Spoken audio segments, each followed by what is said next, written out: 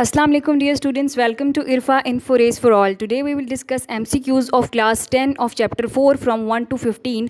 So our first question on the screen is, the bone in the pelvic or hip girdle are? Pelvic और hip गिर्डल के bone हैं. अच्छा, पहले तो बात कर लेते हैं पेल्विक गिर्डल की कि वो क्या होता है.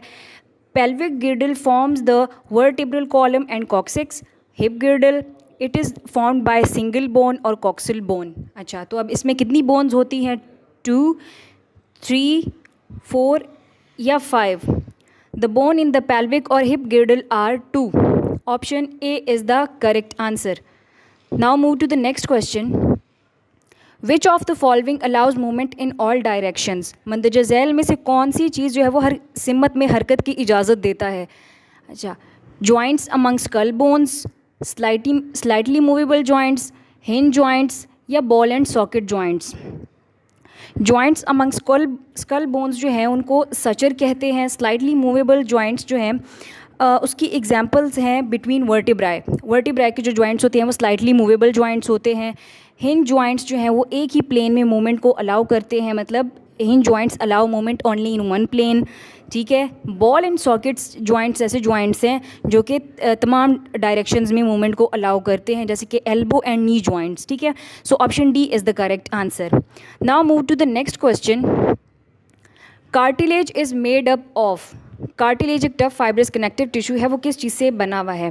मैट्रिक्स से, कॉन्ड्रोसाइट्स, कोलेजन या लिगामेंट्स से.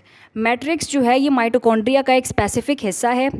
कॉन्ड्रोसाइट्स की अगर बात की जाए, the cells which are responsible for cartilage formation, तो उन्हें कॉन्ड्रोसाइट्स कहा जाता है. So cartilage is made up of chondrocytes. Option B is the correct answer. Now move to the next question. It is not a disorder of skeletal muscles. इन चारों में से skeletal muscle की डिसऑर्डर नहीं है, यानी बीमारी नहीं है. ऑस्टियोपोरोसिस, टेटनी, आर्थराइटिस या ऑस्टियोआर्थराइटिस. अच्छा, टेटनी की अगर बात की जाए, it is the involuntary contraction of muscles, जो कि लैक ऑफ कैल्शियम की वजह से, मतलब कैल्शियम की कमी की वजह से बोन्स में ये होता है. आर्थराइटिस या ये जॉइंट्स की इन्फ्लेमेशन को कहते हैं. ऑस्टियोआर्थराइटिस ये बीमारी तब होती है जब जॉइंट्स पे वज़न बढ़ जाता है, जैसे कि knee joints. So the disorder of skeletal muscle. अच्छा, ऑस्टियोपोरोसिस जो है वो स्केलेटल मसल्स की डिसऑर्डर नहीं है, बोन्स की है. So option A is the correct answer. Now move to the next question. Deposition of uric acid in joints is due to. अच्छा, जोड़ों में यूरिक एसिड का जमा होना है. ऑस्टियोपोरोसिस, ऑस्टियोआर्थराइटिस, रियोमेटॉइड आर्थराइटिस या गाउट.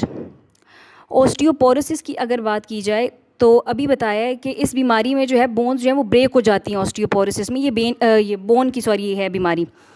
ऑस्टियोआर्थराइटिस ये बीमारी तब होती है जब बोन्स पे वज़न बढ़ जाता है. रियोमेटॉइड आर्थराइटिस जो है इसमें जॉइंट्स सोजिश कर जाते हैं, इन्फ्लेमेशन ऑफ जॉइंट्स है, और इम्यून सिस्टम जो है जॉइंट्स के टिश्यूज़ को डिस्ट्रॉय करता है.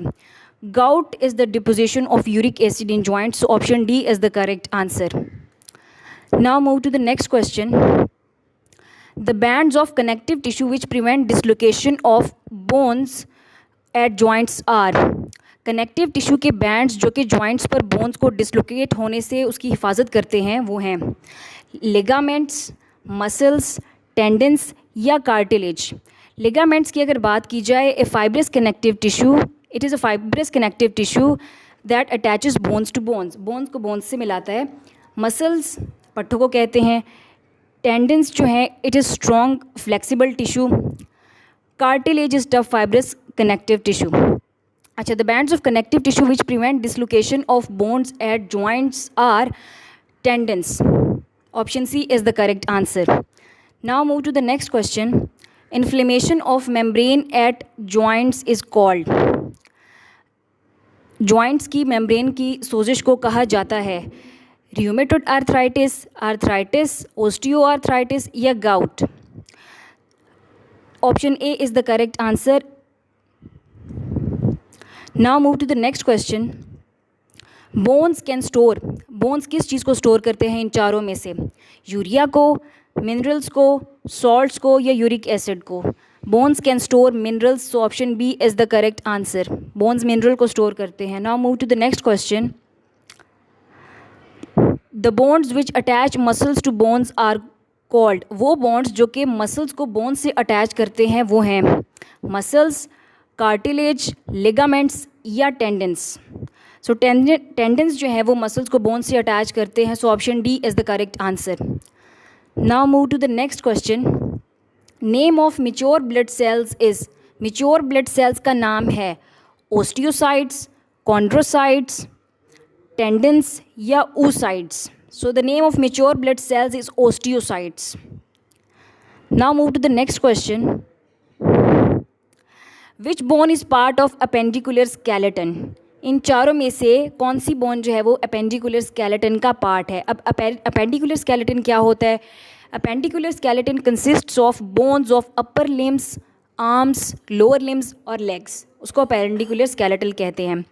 Pectoral girdle, it is also referred as shoulder girdle that connects your upper limbs to bones along the axis of your body.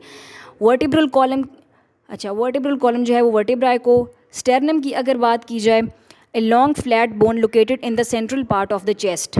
Skull जो है skull को ही कहते हैं, ठीक है. Okay, which bone is part of appendicular skeleton? So pectoral girdle is the part of appendicular skeleton. Option A is the correct answer. Now move to the next question. Osteoporosis is a disease of, osteoporosis disease है या बीमारी है stomach की, liver की, heart की या bones की? Osteoporosis is a disease of bones. So option D is the correct answer. Now move to the next question. How would you define skeletal system? आप skeletal system को किस तरह से define करोगे? All the bones in the body, all the bones in body and tissues that connect them, all the muscles and tendons, all the body organs and tissues. So skeletal system is all the bones in the body. Option A is the correct answer. Now move to the next question. What do some bones produce? कुछ bones या कुछ हड्डियाँ क्या produce करती हैं? Hormones, oxygen, mucus या blood cells? So blood cells are produced by some bones. So option D is the correct answer. Now move to the next question. Bone is dry and non-living supporting structure. हड्डी एक खुश्क और गैर जानदार मुआवन साख्त है. अब ये ट्रू है या फॉल्स? तो ये फॉल्स है, ऑप्शन बी.